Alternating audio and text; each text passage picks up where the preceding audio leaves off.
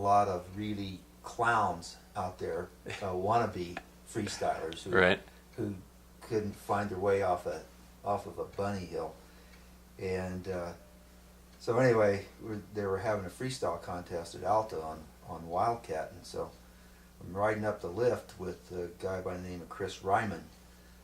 Chris later on became one of the main guys over at Vail and was a ski instructor and so on, but from Oregon.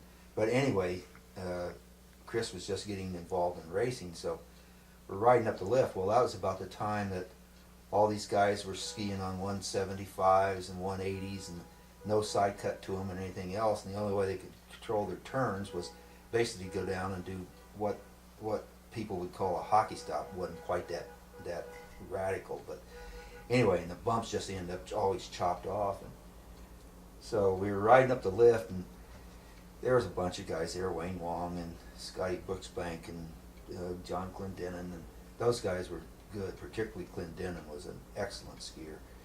And so anyway, we're riding up, and then there was a bunch of turkeys up there, the wannabes, and they're going down now. They're half out of control, yelling and screaming, had scars on their knees and all kinds of crap.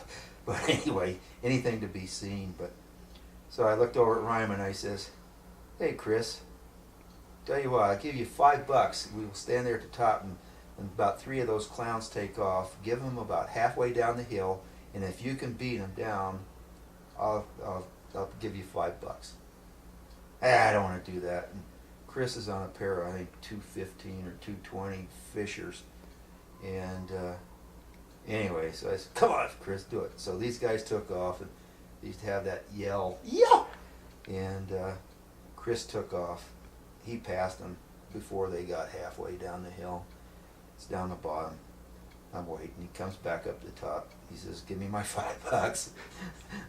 So anyway, but freestyle in those days, there were some very, very good skiers, and then there were some real hacks who pretended to be good skiers.